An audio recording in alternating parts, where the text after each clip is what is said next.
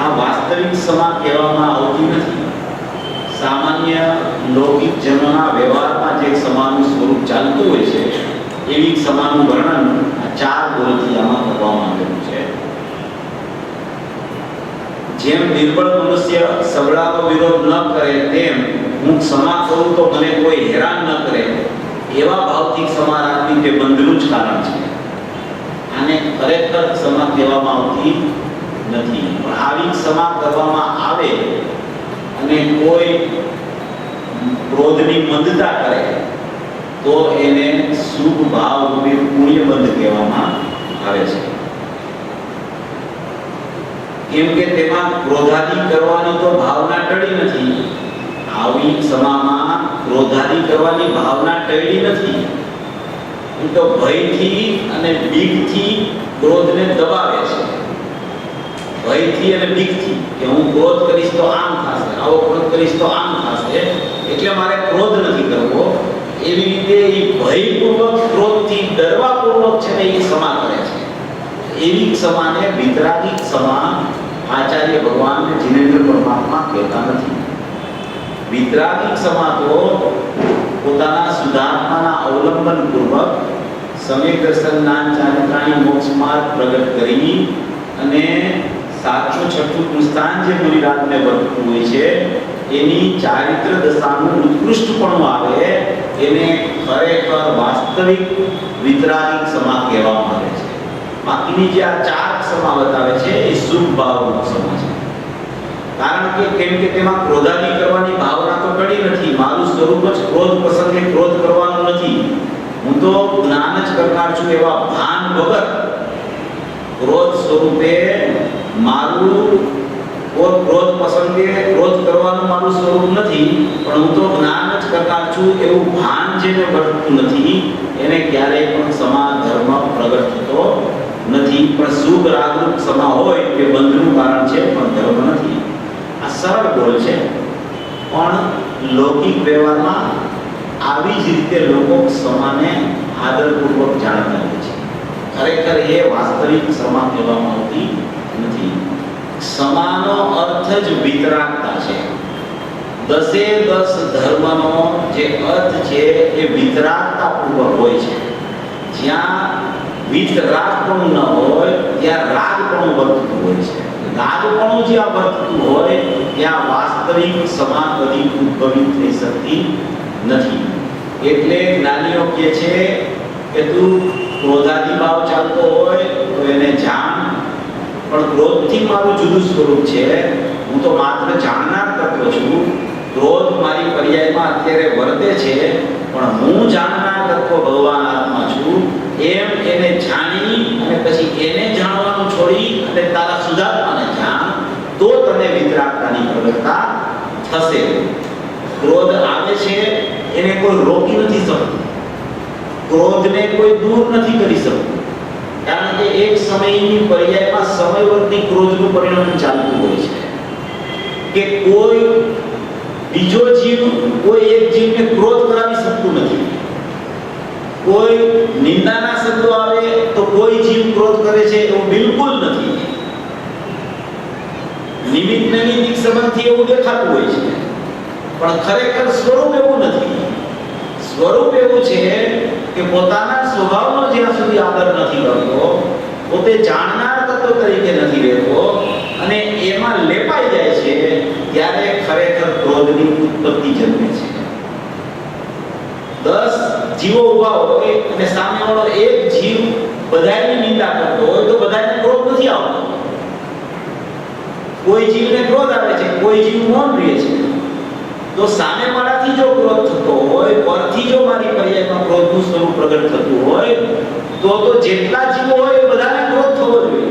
પણ એવું સ્વરૂપ છે નહીં. ખરેખર પોતાના સ્વભાવને ચૂકે છે ત્યારે એની વર્તમાન પર્યાયમાં ક્રોધાદી ભાવનો જન્મ થાય છે અને જ્યાં પોતાના સ્વભાવનું સ્મરણ કરે છે ત્યાં ક્રોધાદી ભાવથી જુદો પડી અને ક્ષમા ભાવનું પરિણામ થઈ જાય છે. એમ કહેવાનું તાત્પર્ય છે.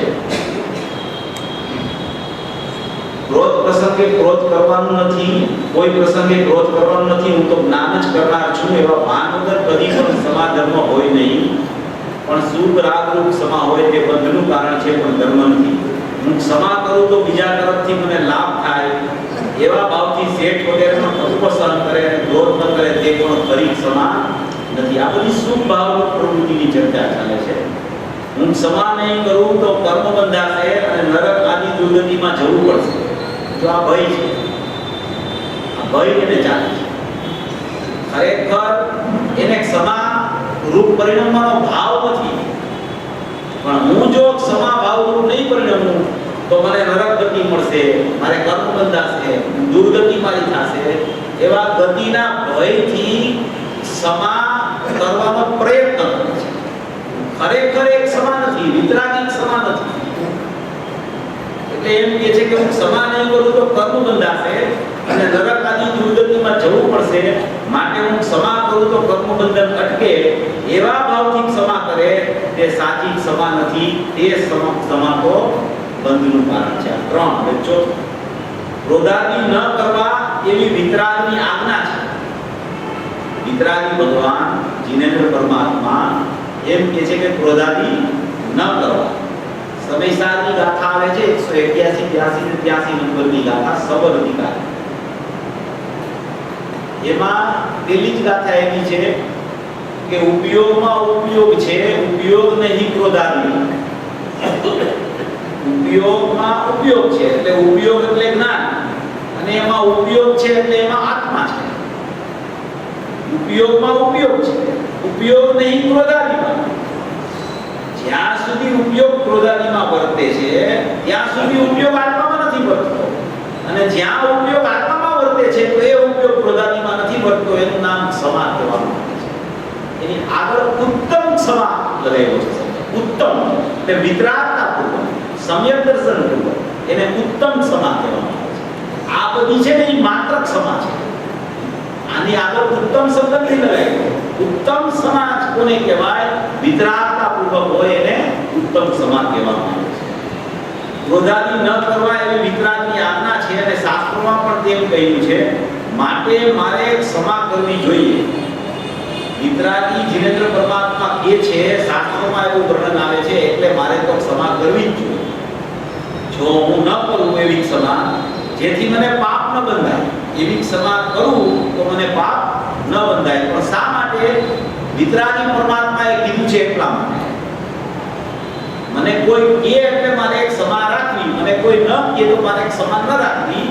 પોતાના સ્વભાવના ભાનપૂર્વક ક્ષમા કરવાનો એનો ભાવ નથી, પણ વિતરાગી પરમાત્માએ કીધું છે એટલે મારે ક્ષમા કરવી છે. એવી રીતે જો ક્ષમાનું સ્વરૂપ જીવ સમજતો હોય કે જેથી મને પાપ ન બંધાય, આવા ભાવે ક્ષમા રાખવી, તે પણ પરાધીન ક્ષમા છે.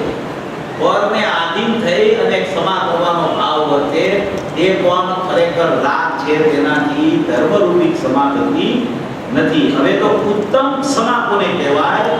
એ પાંચમી ક્ષમા છે. એ વાસ્તવિક ક્ષમા છે. વાસ્તવિક ક્રોધાદી ભાવથી વ્યાવૃત થવું એને ઉત્તમ ક્ષમા કહેવામાં આવે છે. ઉપરની ચારે ક્ષમા બંધનું કારણ છે. તે ચારેયમાં તો ક્યાંય પણ સ્વ આત્માનું લક્ષ્ય આવ્યું નહીં. બધી પરના લક્ષ્ય, પરના નિમિત્તે, પરથી ક્યાંક મને થશે એના માટે ક્ષમાનું પ્રકરણ આવે. એ તો પોતે વિતરાગની આજ્ઞા, પોતાને ભય લાગે છે એવા કારણોસર જે ક્ષમા આવે એ તો શુભ ભાવરૂપ ક્ષમા છે. એમાં વિતરાગતા થતી નથી.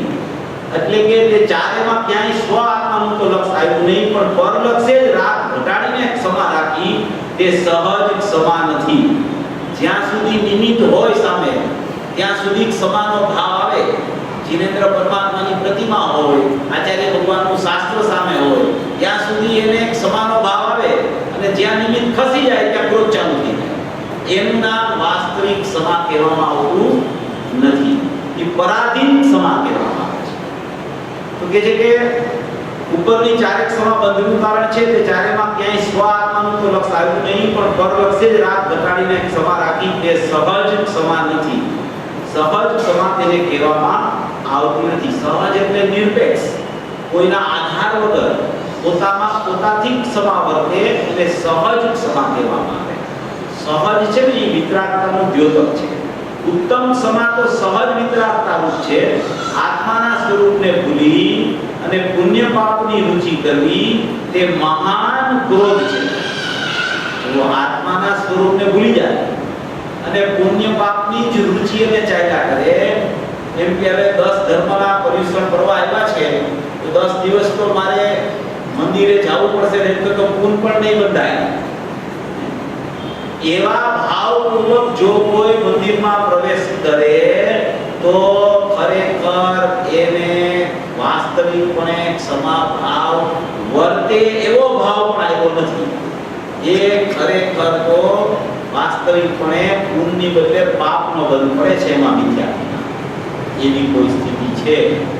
એટલે એમ કે છે કે ઉત્તમ ક્ષમા તો સહજ વિતરાગતા રૂપ છે. આત્માના સ્વરૂપને ભૂલીને પુણ્ય પાપની રુચિ કરવી તે મહાન ક્રોધ છે. પુણ્યની રુચિ તે ક્રોધ છે, સ્વભાવની રુચિ તે ક્ષમા છે, પુણ્યની રુચિ તે ક્રોધ છે. અને આત્માના ત્રિકાળી સ્વરૂપની રુચિ મળે તે શુભાશુભ ભાવની રુચિ છોડી દેવાથી વિતરાગી ક્ષમા ભાવ પ્રગટે છે.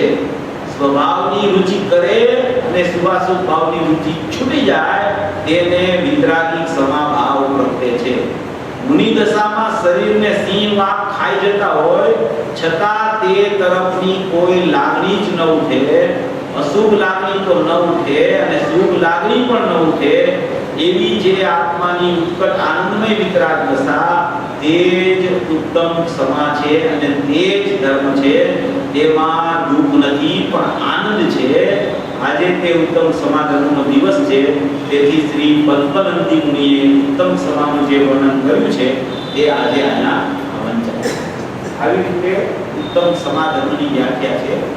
એટલે મૂળમાં ટીકાણમાં એનું રહસ્ય એવું છે કે એક બાજુ પોતાનો સ્વભાવ છે, એક બાજુ પોતાનું પર્યાયનું પરિણામ ચાલે છે અને બીજી તરફ સામે નિમિત્તો છે. હવે એ નિમિત્તો તરફ લક્ષ કરે છે કે પોતાના સ્વભાવ તરફ લક્ષ કરે છે. જ્યાં નિમિત્તો તરફ સન્મુખતા થાય છે તો જો વિતરાગી નિમિત્ત હોય તો એને શુભ ભાવની પ્રવૃત્તિ થાય છે અને રાગના નિમિત્તો હોય તો એને અશુભ ભાવ એટલે પાપની પ્રવૃત્તિ ચાલે છે. તો એ પુણ્ય પાપની જેટલી પ્રવૃત્તિ છે એ ખરેખર બધી ક્રોધરૂપ છે, કોઈ સમારૂપ નથી. ચાહે વિતરાગી પરમાત્માના સન્મુખ થઈને વંદન કરવાનો ભાવ આવે તો પણ એ શુભ ભાવ છે, ચાહે તો વેપાર આદિનો પ્રકાર એને બચતો હોય તો એ અશુભ ભાવ છે. એ શુભાશુભ ભાવ બે ખરેખર કસાય છે, કસાય ભાવ છે. એ કસાય ભાવથી વ્યાવૃત થઈ અને પોતાના સ્વભાવની સન્મુખ થવું અને સ્વભાવની સન્મુખ થઈને પોતાની પર્યાયમાં વિતરાગતાની પ્રગટતા થાય તો એને ખરેખર સમા ધર્મ પ્રયત્નો એમ કહેવામાં આવે છે. સમયસારમાં કેટલી જગ્યાએ શુભ ભાવને ઝેર કીધું છે. ઝેર મોક્ષ અધિકારમાં ઝેર કીધું છે, ઝેરનો ગુણ છે એમ કીધું છે. એટલે એમાં કઈ મૂંઝાવાની જરૂર નથી. કસાય જે સ્વરૂપ છે એમ જ કહેવામાં આવે છે. એટલે આવું સ્વરૂપ છે. આવા સુધાર્થાને જ્યાં સુધી ન ઓળખે, સ્વભાવનું સ્મરણ જ્યાં સુધી જીવને ન ચાલે ત્યાં સુધી એની પર્યાયમાં ક્રોધ રૂપી ભાવ પ્રગટે છે. તો આવા પર્યુષણ પર્વમાં આરાધનાના દિવસોમાં પોતાના સ્વભાવનું સ્મરણ કેમ થાય, પોતાનું તત્વ કેમ સમજાય, પોતાનું દ્રવ્ય ગુણ પર્યાય સ્વરૂપ આખી પોતાની વસ્તુ છે એમાંથી પોતાનું અભેદ સ્વરૂપ કેવું છે એ એને કેમ ખ્યાલમાં આવે એ સમજવા માટે આપણે સ્વાનુભૂતિ દર્શનમાંથી પ્રશ્નોત્તરી રૂપે જે પૂજ્ય બેનશ્રીએ પ્રશ્નોના ઉત્તર આપેલા છે તેનો આપણે સ્વાધ્યાય કરેલા છે. બધા પાસે બે હશે વ્યવસ્થા.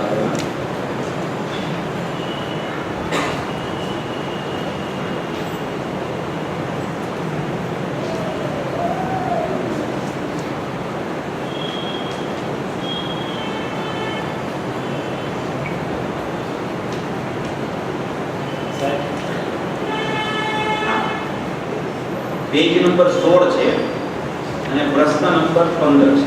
પ્રશ્ન નંબર પણ 16 છે. 16 નંબર પેજ 16 નંબરનો પ્રશ્ન.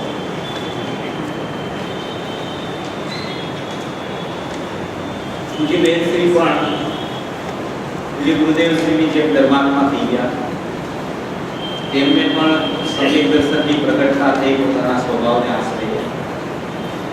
પૂજ્ય બેનશ્રીની ગંભીરતા ગણી અને બહાર પ્રતિપાદન કરવું કે બહાર પડવું એવો બિલકુલ ભાવ નહીં. બને ત્યાં સુધી તો બોલવાનું ખૂબ ઓછું, પણ કોઈ મુમુક્ષુ જાય અને ક્યારેય ચર્ચા થઈ જાય તો એવી ચર્ચા લખાઈ ગઈ હોય એના ફળ રૂપે આપણી પાસે આ શાસ્ત્ર બની ગયું છે. એવી કોઈ ખૂબ જ સુંદર પ્રશ્નોત્તરી છે આ સ્વાનુભૂતિ દર્શનમાં. બધા પડખાને આવરી લેતી પ્રશ્નોત્તરી આમાં છાપવામાં આવી છે.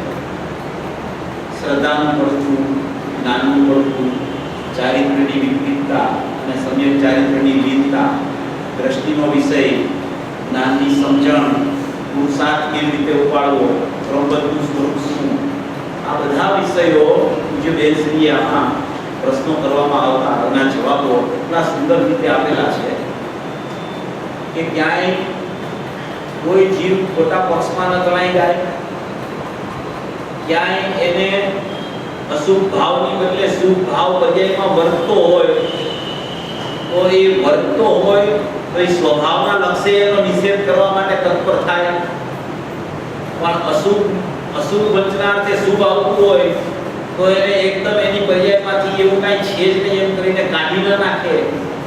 અને એ તો આવવા યોગ્ય ભાવ છે, કરવા યોગ્ય ભાવ નથી એમ એને જાણ્યા કરે. એવી સુંદર સુંદર ચર્ચાઓ આ સ્વાનુભૂતિ દર્શનમાં ખૂબ સરસ રીતે આવી છે. એમાં આપણે તો મૂળ વસ્તુ છે એની ચર્ચા આપણે 10 દિવસમાં જેટલી આપણાથી શક્ય હોય એટલી આપણે કરશું. કારણ કે પર્યુષણ પર્વ આરાધનાના દિવસો હોય છે એમાં તો દરેક જીવની એવી તત્પરતા હોય કે મારું સ્વરૂપ, મારું અસ્તિત્વ, મારો સ્વભાવ મને ત્વરિતમાં ત્વરિત જેમ ખ્યાલમાં આવે. એવા ભાવપૂર્વક જીવો ખરેખર સ્વાધ્યાયની પ્રવૃત્તિએ ચડતા હોય છે. જે લોકો નિરંતર સ્વાધ્યાય કરતા હોય, ગુરુદેવના પ્રવચનો સાંભળતા હોય તો નિયમથી એને પ્રશ્નો ઊભા થતા હોય. જે કાંઈ વિષયો આવે એમાં એને કાંઈ ને કાંઈ પ્રશ્ન ઉપસ્થિત થયા કરે. તો પૂજ્ય ગુરુદેવશ્રીની હાજરીમાં તો બધું જ, પણ પૂજ્ય ગુરુદેવશ્રીની હયાતી બાદ એમનો સ્વર્ગવાસ થયા બાદ પૂજ્ય બેનશ્રી પાસે લોકો પ્રશ્નો લઈને ગયા અને એવા પ્રશ્નો લઈને જાય કે છે તો સાંભળે, પછી પ્રશ્નો ઊભા થાય, પછી એ પ્રશ્નો લઈને પૂજ્ય બેનશ્રી પાસે જાય અને બેનશ્રી એના જવાબ આપે. એ આમાં અવતરણ કરેલું છે. તો આમાં 16 નંબરનો પ્રશ્ન છે, જ્ઞાતા ધારા દ્રવ્યના આશ્રયે પ્રગટ થાય. શું કહે છે? જ્ઞાતા ધારા, જાણવું દેખવું એવો સ્વભાવ, એવી જ્ઞાતા ધારા. કર્તૃધારા નહીં, કરવાનો ભાવ હોય, કાંઈ પણ પ્રવૃત્તિ કરવાનો ભાવ હોય, કાં પરમાં ઠીકઠાક કરવાનો ભાવ હોય, પોતાની પર્યાયમાં કંઈક સરખું કરવાનો ભાવ હોય, એને જ્ઞાતા ધારા ન કહેવાય. જ્ઞાતા ધારા હંમેશા જ્ઞાયકના આશ્રય પ્રગટે, એને જ્ઞાતા ધારા કહેવામાં આવે. તો જ્ઞાતા ધારા દ્રવ્યના આશ્રયે પ્રગટ થાય તો તે આશ્રયનો ભાવ શું છે તે કૃપા કરી અને સમજાવશો. એટલે પ્રશ્ન એમ છે કે જ્ઞાની કેવી રીતે થવાય? તો જ્ઞાની થવા માટે મારું જ્ઞાતા સ્વરૂપ દ્રવ્ય છે, મારું ત્રિકાળી દ્રવ્ય છે, એનો આશ્રય લેવાનો ભાવ શું છે એ કૃપા કરીને અમને સમજાવશો, એવો શ્રોતાનો પ્રશ્ન છે. પ્રશ્ન કરનાર શ્રોતા હોય છે ને એ તત્પરતાપૂર્વક પ્રશ્ન પૂછતા હોય છે અને એવો વિષય એને એના જ્ઞાનમાં ચાલતો હોય એવો જીવ જ આવો પ્રશ્ન કરતો હોય છે. જેને ઘણા પ્રકારથી તત્વની સમજણ થઈ હોય અને ક્યાંક ને ક્યાંક એની અટક ચાલતી હોય એવા જીવને એક તો પ્રશ્ન થાય, કાં તો કાંઈ સમજાતું ન હોય તો પ્રશ્ન થયા આવું છે, કાંઈ સમજાતું ન હોય તો પ્રશ્ન થાય, કાં સ્મરણ ચાલતું હોય ને અટકતો હોય તો પ્રશ્ન થાય, અને કાં બધું સમજાય ગયું હોય તો પ્રશ્ન ન થાય. આપણે સમજી લેવું આવું છે. એટલે જો સમજણ થતી હોય ને અને સમજણ થતી હોય ને અટક થતી હોય તો આવા પ્રશ્નો ઉઠે છે જીવ, કારણ કે એને આશ્રયભૂત તત્વનું અવલંબન લેવાનો ભાવ વર્તે છે એ જીવ. એટલે જ્ઞાતા ધારા જે દ્રવ્યના આશ્રય પ્રગટ થાય તો એનો આશ્રયભૂત તત્વ શું છે, એનો આશ્રય કેવી રીતે લેવો, એના આશ્રયમાં અમારે શું કરવું, એવો પ્રશ્ન કરવાનો. પ્રશ્ન પણ સમજવા જેવો એવો પ્રશ્ન કર્યો છે. પૂજ્ય બેનશ્રી એનો જવાબ આપે છે કે આશ્રય એટલે પોતાના ચૈતન્યનું અસ્તિત્વ ગ્રહણ. પોતાનું ચૈતન્ય સ્વરૂપ છે, પોતાનું જ્ઞાન સ્વરૂપ છે, પોતાનું જાણવા દેખવાનું સ્વરૂપ છે, એવું પોતાનું ચૈતન્ય અસ્તિત્વ છે. જગતમાં જેટલા પદાર્થો છે એ બધા પોતપોતાનું અસ્તિત્વ લઈને વિરાજમાન છે. કોઈ પદાર્થનું અસ્તિત્વ બીજા પદાર્થના અસ્તિત્વથી નથી. પ્રત્યેક પદાર્થનું અસ્તિત્વ પોતપોતાના સ્વભાવથી પોતાનું અસ્તિત્વ છે. તો અહીંયા જે ચૈતન્યના અસ્તિત્વની ચર્ચા છે, બીજા અસ્તિત્વની ચર્ચા નથી. ચૈતન્ય અસ્તિત્વ, ચૈતન્ય અસ્તિત્વ એટલે પોતાનો જે નાયક તત્વ છે, પોતાનું જે જાણનાર તત્વ છે, એ ચૈતન્ય સ્વભાવે રહેલું છે. તો એ ચૈતન્ય સ્વભાવે રહેલું જે પોતાનું તત્વ છે એનું કોઈ અસ્તિત્વ છે, એ વિરાજમાન છે પોતાના દેહ દેવળમાં. એવું ચૈતન્ય મંદિર છે અંદર. એવો ચૈતન્ય મંદિરમાં પોતાનું ચૈતન્ય સ્વરૂપ વિરાજમાન છે. એવું ચૈતન્યનું સ્વરૂપ છે, એવું પોતાનું એક અસ્તિત્વ, આગવું અસ્તિત્વ છે. જેવું સિદ્ધ ભગવાનનું અસ્તિત્વ પ્રગટપણે પ્રગટ થઈ ગયું છે. સિદ્ધ ભગવાનનું સિદ્ધ સ્વરૂપી પોતાનો આત્મા છે અને સિદ્ધ સ્વરૂપ એનું પ્રગટતાનું પ્રગટ થઈ ગયું છે. તો એ પ્રગટતાનું પ્રગટ સિદ્ધ સ્વરૂપ થઈ ગયું છે. એ કેવી રીતે થયું? કોને ગ્રહણ કરવાથી થયું? કોનું અવલંબન લેવાથી થયું? કોનું લક્ષ્ય કરવાથી થયું? શેમાં અહમ કરવાથી થયું? એવા પ્રશ્નના ઉત્તરમાં જવાબ આપે છે કે આશ્રય એટલે કે પોતાના ચૈતન્યનું અસ્તિત્વ ગ્રહણ કરવું. અસ્તિત્વ તો છે, અસ્તિત્વ દરેક પાસે છે, પણ એ અસ્તિત્વને ગ્રહણ કરવું, એની પ્રાપ્તિ કરવી, એને ઉર્ધ્વપણે રાખવું, ઉર્ધ્વપણે રાખી અને આ જ હું છું એમ ચૈતન્યના અસ્તિત્વને ગ્રહણ. આ ચૈતન્ય હું છું, આ વિભાવ આદિ હું નથી. ભાગલા પાડે છે. ભાગલા એક દ્રવ્ય છે, જીવ દ્રવ્ય. એ જીવ દ્રવ્ય એના બે ભાગ છે. એક દ્રવ્યનો ભાગ છે, એક પર્યાયનો ભાગ છે. એવા બે ભાગ છે જીવ દ્રવ્ય. એક સામાન્ય અસ્તિત્વ છે, એક વિશેષ અસ્તિત્વ છે. સામાન્ય અસ્તિત્વ છે એ સદા એવું કોઈ સામાન્ય અસ્તિત્વ છે. એ જીવનું ચૈતન્ય તત્વ છે. એમાં કોઈ વિભાવ ભાવ નથી, એમાં કોઈ પર્યાય ભાવ નથી, એમાં કોઈ પરિણમન ભાવ નથી, એમાં કોઈ શુભાશુભ ભાવ નથી, વિકાર ભાવ નથી. એ તો નથી, પણ એના આશ્રવના નિષેધ પૂર્વક થતો સંવર્ત, આશ્રવના નિષેધ પૂર્વક, આશ્રવના અભાવ પૂર્વક થતો સંવર્ત, જે મોક્ષ માર્ગ સવરની પર્યાય, એવી પર્યાયો પણ ખરેખર ચૈતન્ય તત્વમાં નથી. એવું સામાન્ય તત્વ છે. અહીંયા વિભાવાદી હું નથી એમ કહે છે. વિભાવાદી હું નથી એટલે રાગાદી ભાવાદી હું નથી, અને ચૈતન્ય તત્વ હું છું.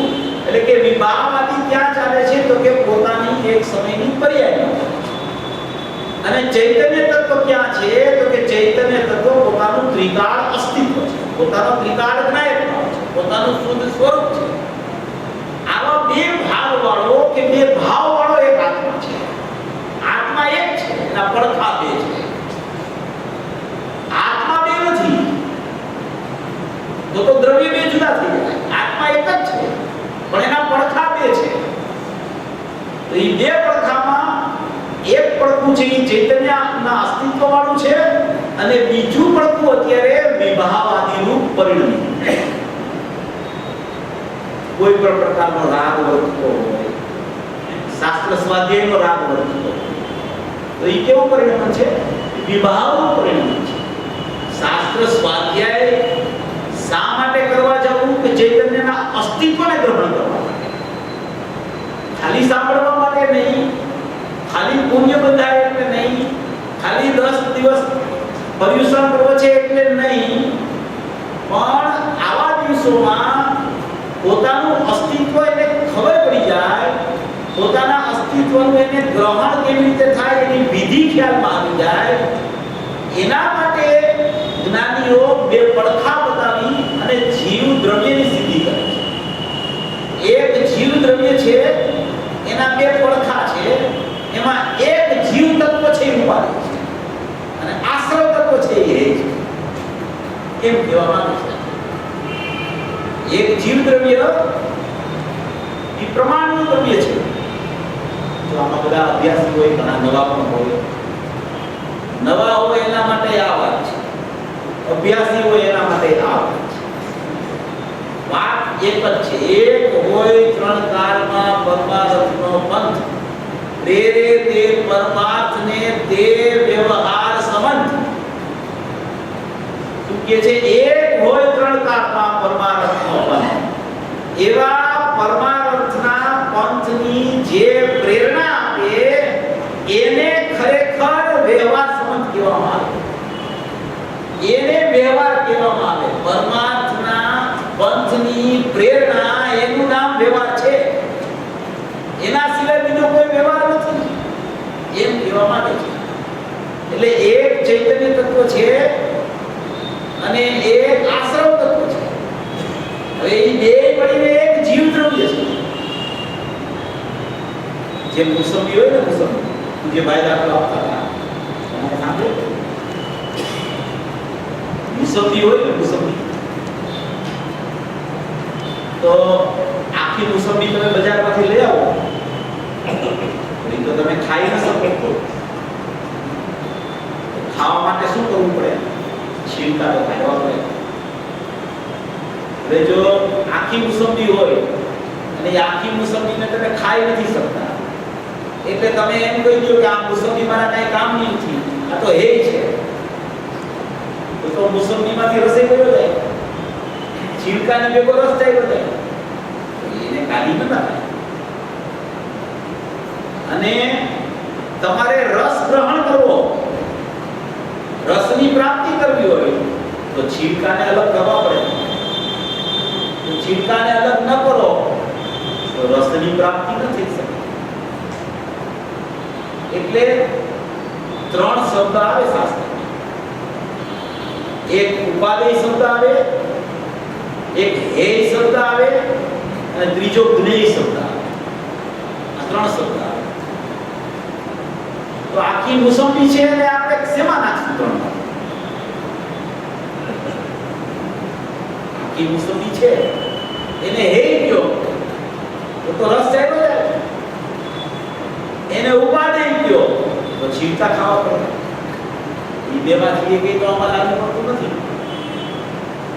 તો એ મુસંબી છે શું ખરેખર? એ જ્ઞેય છે. જ્ઞેય છે એટલે છેલ્લા તો એ જાણવા લાયક છે. આ મુસંબી છે, આ પદાર્થ છે, એવી કંઈક વસ્તુ છે, એમાં જીવ દ્રવ્ય છે, એમાં ચૈતન્ય તત્વ છે અને વિભાવ નથી. એ જુદો વિષય. હજી તો જીવ દ્રવ્ય છે, પ્રમાણનું દ્રવ્ય છે, આપણું જીવ દ્રવ્ય છે. એમાં ચૈતન્ય તત્વ એક છે અને એક વિભાવ તત્વ છે. એ બે થઈને આપણું એક જીવ દ્રવ્ય છે. જેમ મુસંબી એક દ્રવ્ય છે એમ જીવ એક દ્રવ્ય છે. મુસંબીમાં છીલકા પણ છે અને રસ પણ છે. એમ જીવ દ્રવ્યમાં વિભાવ પણ છે અને ચૈતન્ય તત્વ પણ છે. તો એ જીવ દ્રવ્ય છે એ પણ શું છે? જ્ઞેય છે. મુસંબી છે એ પણ જ્ઞેય છે. દ્રષ્ટાંતથી સરળ થઈ જાય સમજાવવા માટે. આમાં કહેવાનું તાત્પર્ય જે બેન શું છે? તો એ જ્ઞેયમાંથી ને જ્ઞેયમાંથી હે ઉપાદેય કરવાનું છે કે આમાંથી મારી વસ્તુ શું છે, મને શેમાંથી રસ આવશે.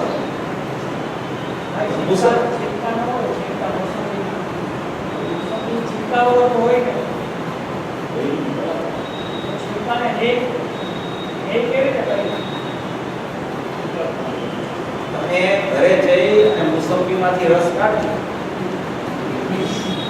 એટલે તમને ખબર પડી જશે કે છીલકા હે છે કે રસની સાથે છે. તમને ખબર પડી જશે. તમને સ્વાદ રસનો જ આવશે. છીલકા હોવા છતાં એનો સ્વાદ નહીં આવે. એનું નામ હે. જેનો સ્વાદ આવે, જેનો આનંદ આવે, જેનો રસ વેદાય એ ઉપાદેય. અને જેનો રસ ન વેદાય, જેમાં આનંદ ના આવે એ હોવા છતાં હે. એટલે તો આપણે પ્રમાણના દ્રવ્યોનો સ્વીકાર કરીએ છીએ. આપણે પ્રમાણનું દ્રવ્ય જે લીધું ભાઈ, દ્રવ્ય પર્યાય સ્વરૂપ વસ્તુ છે, આખો આત્મા છે. એ જીવ દ્રવ્ય છે. જીવ દ્રવ્ય છે, જીવ તત્વ નથી. તત્વ નવ છે, દ્રવ્ય એક છે. તત્વ નવ છે, જીવ દ્રવ્ય એક છે. એક દ્રવ્ય છે, એના નવ તત્વો છે. જીવ અજીવ પૂર્વા આશ્રવગણ સવનિદ્રા બોક્સ. તો એ નવેમાં મારું શું છે? જીવ અને અજીવના સંબંધે આ બધાય તત્વોની ઉપસ્થિતિ થાય છે. પણ એ પ્રમાણનું દ્રવ્ય છે. મુસંબી અને છીલકાને ભેગા જોવા એ પ્રમાણ જ્ઞાન છે. એમ સ્વભાવ અને વિભાવને ભેગા જોવા એ પ્રમાણ છે. તો એ પ્રમાણ ઉપાદેય ન હો. જો પ્રમાણને ઉપાદેય તમે કરો તો તમારે રાગને ઉપાદેય કરવો, તમારે પુનપાપ આશ્રવ બંધને ઉપાદેય કરવા પડે. તો સંવર નિદ્રા મોક્ષની પ્રાપ્તિ ન થાય, પ્રગટતા ન થાય. તમે પુનપાપ આશ્રવ બંધ પર્યાયમાં છે એમ રાખો અને ચૈતન્ય તત્વ જીવ છે એને ઉપાદેય કરો, તો પુનપાપ આશ્રવ બંધના નિષેધ પૂર્વક, અભાવ પૂર્વક સંવર નિદ્રા મોક્ષની પ્રાપ્તિ થાય. આવું નવ તત્વનું બંધારણ છે. કે નવ તત્વમાંથી છુપાયેલી આત્મજ્યોતિ કાઢવાની છે. નવ તત્વમાં જ આત્મજ્યોતિ છુપાયેલી છે. નવ તત્વની બહાર નથી ક્યાં આત્મજ્યોતિ. પણ નવ તત્વ આત્મજ્યોતિ નથી. નવ તત્વમાં છુપાયેલી આત્મજ્યોતિ. પ્રમાણના દ્રવ્યમાં જીવ તત્વ બિરાજમાન છે. એમ કહેવાનો આશય છે કે પ્રમાણના દ્રવ્યનો પહેલા સ્વીકાર કરો, પહેલા જીવ દ્રવ્યનો સ્વીકાર કરો. પેલા મુસંબીને તમે સ્વીકારમાં લો. તમે મુસંબી લ્યો છો ત્યારે તમને ખબર છે કે આમાંથી મારે રસ કાઢવાનો છે, એટલે મુસંબીની ખરીદી કરે છે. રસ વગરની મુસંબી કોઈ લેતો નથી, બરાબર ચકાસીને લે છે. કારણ કે ત્યાં તો એકદમ શું થાય છે? ગ્રહણ પૂર્વક ત્યાગ છે. મુસંબીનું ગ્રહણ કરે ને તો રકમનો ત્યાગ કરવો પડે. જ્યારે મુસંબીનું ગ્રહણ થાય છે એટલે એમાં તો બહુ જીવ બરાબર પરીક્ષા કરીને ગ્રહણ કરે છે કે આમાં રસ છે કે નહીં. રસવાળી ન હોય તો નથી લેતો કોઈ જીવ લે છે. એમ અહીંયા ચૈતન્ય રસ કહેવાય. ચૈતન્ય રસ એ રસની કિંમત છે. એને જ્ઞાનીઓના પ્રતાપે એને ખબર પડી છે કે ચૈતન્ય રસ અહીંયા અંદર છે. ક્યાં કેટલો છે ચૈતન્ય રસ? હું રસ વગરનો નથી. મારું સ્વરૂપ ચૈતન્યથી લબાલબ જ્ઞાન આનંદ સુખની લક્ષ્મીથી ભરેલું મારું ચૈતન્ય સ્વરૂપ છે. એ મને ખબર પડી ગઈ છે વિકલ્પાત્મક દશામાં. એટલે એની શોધખોળ કરે છે. મૃગલો હોય ને, મૃગલો દોડ કેવી મૂકે? દોડા જ કરે, દોડા જ કરે, દોડા જ કરે, દોડા જ કરે. શું કામ દોડા કરે? કે છે તો કસ્તુરી એની નાભીમાં અને એને સુગંધ એ પાછી આવે છે, પણ એને ખબર નથી ક્યાંથી સુગંધ આવે છે, એટલે એ દોટ મૂકે છે. ક્યાંથી આ સુગંધ આવી રહી છે? સુગંધ આવે છે હો, એમને દોટ નથી મૂકી, પણ એને શોધખોળ કરે છે, પણ એને ખબર નથી ક્યાંથી આવે છે. એમાં ચૈતન્ય રસ છે, આ જ્ઞાનાનંદ સ્વભાવી આત્મા છે, આ ધ્રુવ ચૈતન્ય પરમાત્મા છે, એ પોતાનું અસ્તિત્વ લઈને બિરાજમાન છે. જ્ઞાન આનંદ એની સત્તા છે, એવો એનામાં સ્વભાવ પહેલો છે, અનંત ગુણાત્મક એક અભેદ અખંડ અવિનશ્વર સ્વભાવ છે એનો. એવું એનું નિજ ચૈતન્ય પરમાત્મા તત્વ છે. એને ખ્યાલ આવ્યો છે કે અહીંયા મારું તત્વ પડ્યું છે, એટલે એને શોધખોળ કરવી હોય તો પણ એને ત્યાં જ શોધવું પડશે, તો જ મળશે, નહીતર નહીં મળે. જીનેન્દ્ર મંદિરમાં તમારો આત્મા છે ભાઈ સુનીભાઈ, શાસ્ત્રમાં છે. કોઈ મુનિરાજ બેઠા હોય, ભાવલિંગી સંત હો, પ્રચુર સ્વસંવેદનના ધણી, એની પાસે તમે જાઓ તો તમને તમારો આત્મા મળી જશે. જ્યાં તમારો આત્મા છે ત્યાંથી તમારો આત્મા મળશે તમને. નિમિત્તપણે કોઈ પણ હો, જ્યારે આત્માની પ્રાપ્તિ થાય ત્યારે સામે વાળાને નિમિત્ત કહેવાય. આવું નિમિત્ત હોય તો આત્માની પ્રાપ્તિ થાય એવું બિલકુલ નથી. એટલે પહેલામાં પહેલા તો એ પ્રમાણના દ્રવ્યમાં આવે, પરથી પહેલા જુદો પડે. પરમાં મારું કાંઈ નથી, શરીરમાં મારું કાંઈ નથી, કર્મમાં મારું કાંઈ નથી. પહેલા પરથી જુદો પડી અને પોતાના પ્રમાણના દ્રવ્યના અસ્તિત્વમાં આવે. એના બે પડખાને ઓળખે. એમાં એક સ્વભાવભૂત પડખું અને એક વિભાવભૂત પડખું છે. એવી એની જ્ઞાનમાં વિચારધારા કેળવે. મને અત્યારે આ રાગ ભાવ ચાલે છે. કોઈ પણ પ્રકારનો રાગ હોય, શું કે શું રાગ છે, કોઈ પણ પ્રકારનો વિકલ્પ હોય, એ વિકલ્પ છે. તો એક રાગ ભાવ ચાલે છે, ચાલ્યા જ કરે છે નિરંતર. વર્તમાન પર્યાયમાં બહિર્લક્ષે જીવને રાગનું પરિણામ અત્યારે ચાલી રહ્યું છે. તો એ રાગ છે એ શું છે? તો કે વિભાવ છે. તો કે વિભાવ ક્યાં ચાલે છે? તો કે પર્યાયમાં ચાલે છે. તો કે પર્યાય એટલે શું છે? તો કે આત્મદ્રવ્ય છે એનું એક પડખું છે. પર્યાય એક પડખું છે આત્મદ્રવ્ય. પર્યાય એ આત્મદ્રવ્યનું એક પડખું છે, વિશેષ પડખું કહેવામાં આવે છે. એવી જ રીતે એ વિભાવ ચાલે છે એ જ સમયે, એ જ કાળે, ત્યાં એક એનો સ્વભાવ હોય. તો કે એ સ્વભાવ ક્યાં રહેલો છે? તો કે એ પણ જીવ દ્રવ્યમાં રહેલો છે. તો કે એ સ્વભાવ કેવો છે? તો કે એ ચૈતન્ય તત્વમય સ્વભાવ છે. એ ચૈતન્ય તત્વમય સ્વભાવ છે.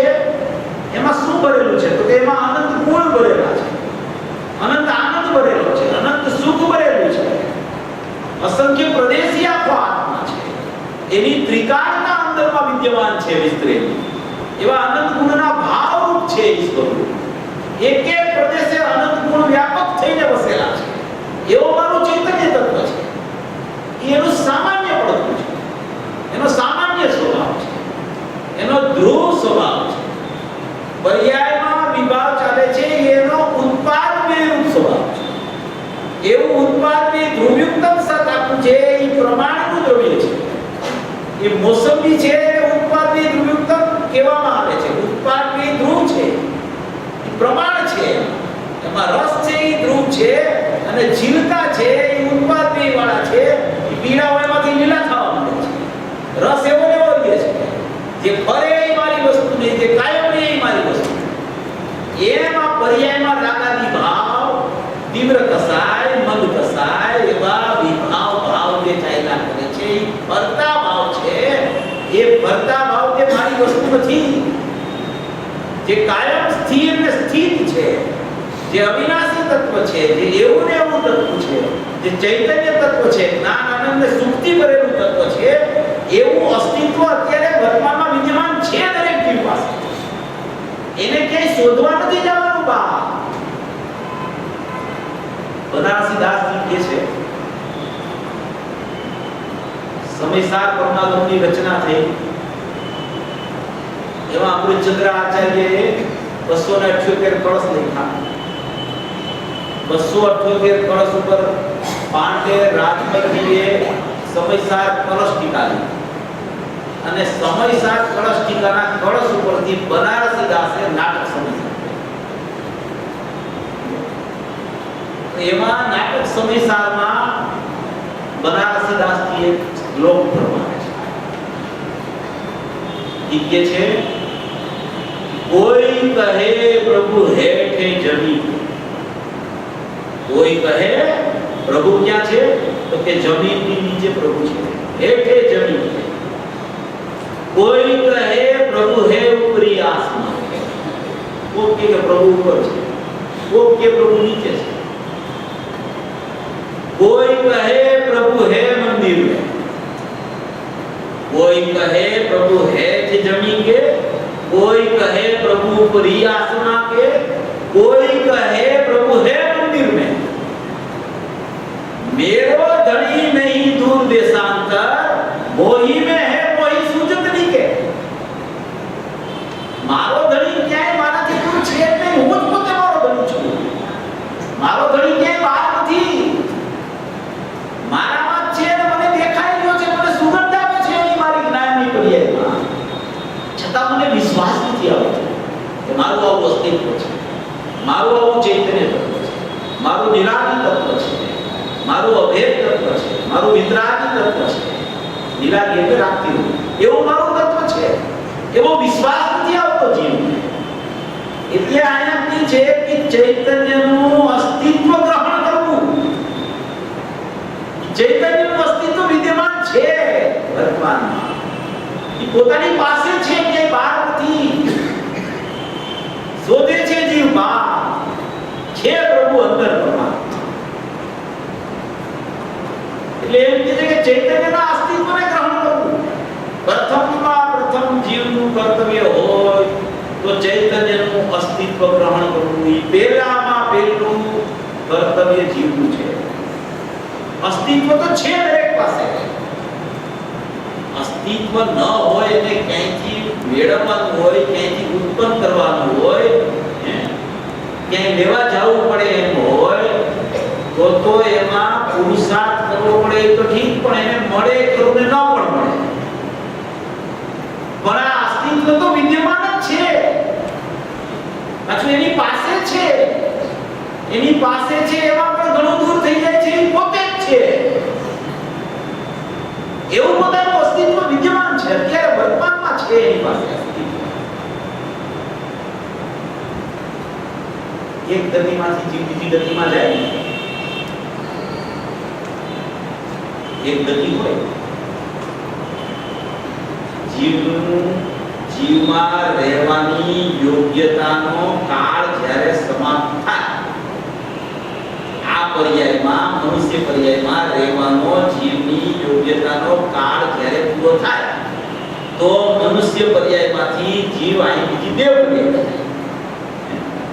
એવો કાળ આવે તો એ અહીંથી દેવ પર્યાયમાં જાય, દેવ પર્યાયમાંથી એ મોક્ષમાં જાય, દેવ પર્યાયમાંથી મનુષ્યમાં જાય, મનુષ્યમાંથી પાછો મોક્ષમાં જાય.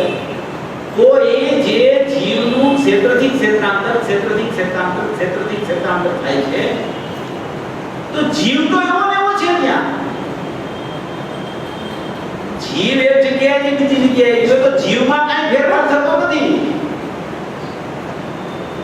ક્યાંયથી જીવ અહીંયા આવ્યો તો એવો જેવો જીવો તો એવો જ જીવ આવે છે, અહીંથી ક્યાંય જશે તો જેવો જીવો તો એવો જ જાય છે. એ પરિણામ છે, એ પર્યાયનું છે, અને પર્યાયમાં અંદર નિત્ય જીવ, સ્થાયી જીવ રહેતો હોય. એ મનમાં કહેવા માંગે છે કે ચૈતન્યના અસ્તિત્વનું ગ્રહણ કરવું. આ ચૈતન્ય હું છું, આ વિભાવવાદી હું નથી.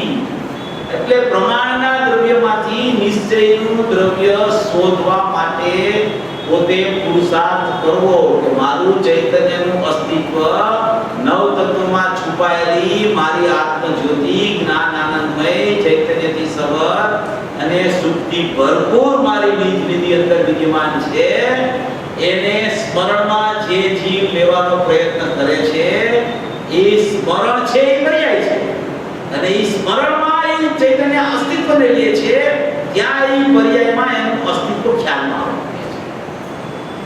તો એમ કે છે કે વિભાવવાદી ભાવો છે કે હું નથી, જ્યાં એવું ગ્રહણ થાય છે ત્યાં સમ્યક પ્રકારે વિભાવ જુદો થઈ જાય છે, એટલે કે વિભાવનું ઉત્પત્તિ પણ ત્યારે નથી હોતું સમ્યક દર્શન, એટલે એમ કે છે કે ચૈતન્યના અસ્તિત્વનું ગ્રહણ થાય તો ચૈતન્ય તત્વ હું છું તો વિભાવવાદી હું નથી એમ પોતાના અસ્તિત્વને ગ્રહણ કરીને તેમાં સ્થિર ઊભા રહેવું, તેમાં સ્થિર ઊભા રહેવું, તેમાં સ્થાયી થઈ જવું, તેમાંથી હટવું નહીં, જેને ચૈતન્યના અસ્તિત્વનો પેલા મહિમા આવે, પેલા એને ખ્યાલમાં આવે કે મારું અસ્તિત્વ કોઈ નિરાળ છે, કોઈ નિર્લેપ છે, અને એટલું એમાં સુખ ભરેલું છે, એટલો આનંદ ભરેલો છે કે કદી ખૂટે નહીં એવો અખૂટ ખજાનો છે. બહારના સંયોગના સુખમાં જીવને ક્ષણિક મોહ થઈ જાય છે. ઓ સુખનો પ્રકાર બહારનું કાલ્પનિક સુખ ભજવા માંડે ને, કોઈને લક્ષ્મી આવી જાય, કોઈને ક્ષયોક્ષમ ચડી જાય મર, કોઈને ખૂબ ભણતર હોય તો મત થઈ જાય, બધા મત છે અમુક પ્રકાર,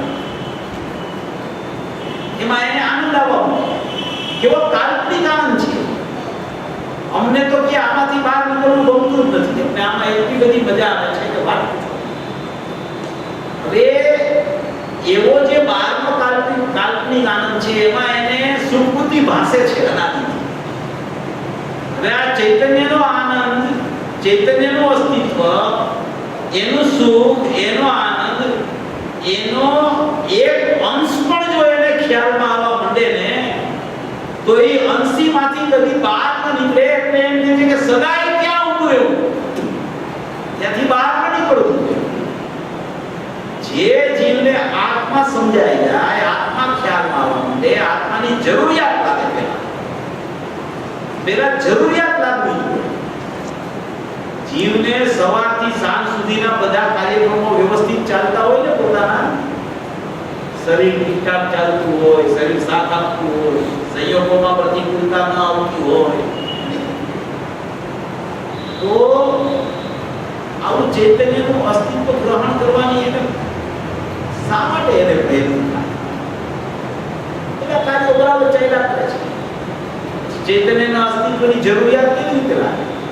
આમાં ગરજનું કામ છે. પહેલા જરૂરિયાત લાગવી જોઈએ કે આ ચૈતન્ય અસ્તિત્વની પ્રાપ્તિ વગર આ કાંઈ કામનું નથી મારા માટે. પહેલા જો જ્યાં સુધી ગરજાઓ ન થાય આના માટે, તો આ જ્ઞાનીઓના એકેય શબ્દ એના ખ્યાલમાં ન આવે. પહેલા એને ગરજ થવી જોઈએ કે મારે આ સમજવું છે, સમજાય ન સમજાય પણ સમજવું છે, આ પ્રયત્ન આનો કરવો છે, તો પ્રાપ્તિ થવાનો અવકાશ છે. અને તો પ્રાપ્તિ થાય તો સુખની એવી ઉત્પત્તિ થાય છે કે એનું માનેલું સુખ હોય છે ને, એને બધું ભૂલાઈ જાય છે. માનેલું સુખ છે, જેટલું બહારનું માનેલું સુખ છે ને, એ આ અસ્તિત્વ જ્યાં પકડાય છે બધું ભૂલાઈ જાય છે. એવો કોઈ ચૈતન્ય અસ્તિત્વનો મહિમા છે. જ્ઞાનીઓ નિરંતર સદાય એમાં રહેતા હોય છે. ગુરુદેવને કોઈ પ્રશ્ન કર્યો, આપણે 5 મિનિટમાં પૂરું કરીએ. ગુરુદેવને પ્રશ્ન કર્યો કે તમે આટલા બધા સંત પરમાત્માના વખાણ કરો છો,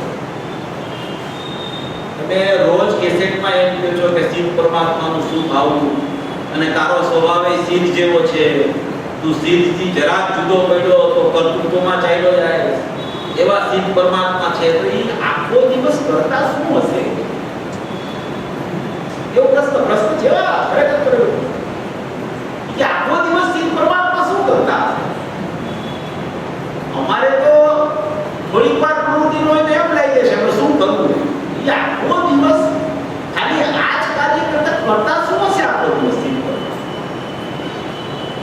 ગુરુદેવે જવાબ આપ્યો કે એની પાસે લખલૂટ આનંદનો ખજાનો એવો છે કે એમાંથી તો એ બહાર નીકળે કેવી રીતે? તમે કાલ્પનિક સુખમાંથી બહાર નથી નીકળી શકતા અને સિદ્ધ પરમાત્માને તો આત્મિક સુખ વર્તે છે,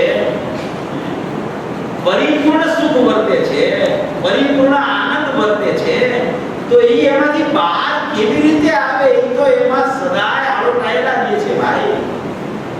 તમને આ કાલ્પનિક સુખમાંથી નીકળવું ગમતું નથી અને આ ચૈતન્ય તત્વનું સુખ, અનાદિ અનંત સુખનો ખજાનો, એની જેને પ્રાપ્તિ પરિપૂર્ણપણે થઈ ગઈ, એ એમાંથી બહાર કેવી રીતે નીકળે? એ તો આનંદના ઘૂંટડા સદાય પીધા કરે છે. ગુરુદેવ આપ સદાય આનંદના ઘૂંટડા પીધા કરે છે, સદાય નિરંતર ચિંતા વગર વિકસે આખે કો કાયમ માટે એને આનંદના ઘૂંટડાનું અંદરમાં રસાસ્વાદન નિરંતર ચાલુ હોય છે. સિદ્ધ દશા થાય ને, સિદ્ધ દશા તો જેમ પાણીનો ગરમ થઈ જાય ને, પાણીનો ગરમ એમ જીવ ચોસલું થઈ જાય, એનું નામ સિદ્ધ દશા. એ અંદર અપૂર્ણ આનંદનો ખજાનો ભરેલો છે, બસ એમાં ને એમાં ગરકાવ થઈને રહેલા હોય છે. એવું એનું ચૈતન્યમય સુખ છે, એવું આ ચૈતન્યનું અસ્તિત્વ છે. એટલે પૂજ્ય વેદશ્રી કહે છે કે ચૈતન્યનું અસ્તિત્વ ગ્રહણ કરવું, આ ચૈતન્ય હું છું, વિભાવાદી હું નથી, એમ પોતાના અસ્તિત્વને ગ્રહણ કરીને તેમાં સ્થિર ઉભા રહેવું, વિભાવથી દ્રષ્ટિ ઉઠાવી ચૈતન્યમય કાયકનું જે અસ્તિત્વ છે તે હું છું એમ પોતાના સ્વભાવને, જ્ઞાન સ્વભાવને ગ્રહણ કરે. જો વિભાવની દ્રષ્ટિ ઉઠાવો, વિભાવ છે એને રાગ કહેવામાં આવે, દ્રષ્ટિ છે એ શ્રદ્ધાની વર્તે છે, રાગ વર્તે છે એ ચારિત્ર્યની વિપરીત પર્યાય, દ્રષ્ટિ છે એ શ્રદ્ધાની પર્યાય છે. રાગ ઉપરથી દ્રષ્ટિ ઉઠાવી અને ચૈતન્ય તત્વ ઉપર દ્રષ્ટિ કરવી, એમ આમાં કહેવામાં આવે છે. એક શ્રદ્ધાનું પરિણમન, એક ચારિત્રનું પરિણમન અને એક દ્રષ્ટિનો વિષય દ્રષ્ટિ પૂર્વકનો જ્ઞાયક. અને પછી હવે જે વિષય ચાલુ થાય છે એમાં જ્ઞાનની વ્યવસ્થાનું નિરૂપણ પૂજ્ય વેદશ્રી એ વિષય આપણે કાલે છે. ત્યારે આપણો વિષય આપણે રાખીએ ચૈતન્યના અસ્તિત્વનું ગ્રહણ. ચૈતન્યના અસ્તિત્વનું ગ્રહણ કેવી રીતે થાય એની ખૂબ સુંદર ચર્ચા આમાં આવી છે. એટલે ધીમે ધીમે આપણે પરમાણુ દ્રવ્ય, પછી એમાંથી સ્વદ્રવ્ય, ચૈતન્ય દ્રવ્ય, એમાંથી સ્વદ્રવ્યનો આધાર પરમ પરિણામિક ભાવ, એમાંથી એક નાયક ભાવ, ત્યાં સુધી આપણે પહોંચવાનું છે. એટલે આ ધીમે ધીમે આપણે ચાલુ કરી છીએ. થોડુંક સૂક્ષ્મ લાગે તો ઉપયોગને સૂક્ષ્મ કરીને સમજવાનો પ્રયત્ન કરો. એના સિવાય બીજું તો કાંઈ આમાં થાય એવું છે નહીં. ગુરુદેવને ઘણા કહેતા હતા કે આ આટલું બધું જીવન છે તો કંઈક જાડું થાય એવું નથી. તો ગુરુદેવ કે જાડું કયો કે જીવનું કયો, આવું છે. એમાં જાડું જીવનું એવું કાંઈ છે નહીં. જે ચૈતન્ય તત્વ છે એ છે, જેવું છે એવું છે. એમાં તમે તમારી દ્રષ્ટિ ખોટી છે એટલે જાડું જીવનું એવા ભેદ પાડો છો. ચૈતન્ય તત્વ તો જેવું છે એવું છે, જેવું છે એવું સર્વભવી જીવને પ્રાપ્ત થાય એવું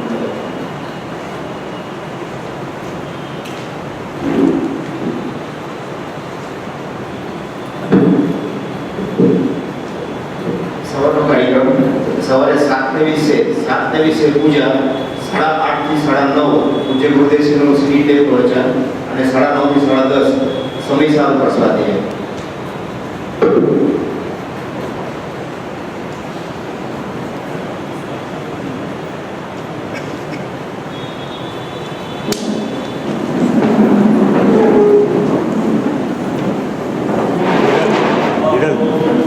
Gracias.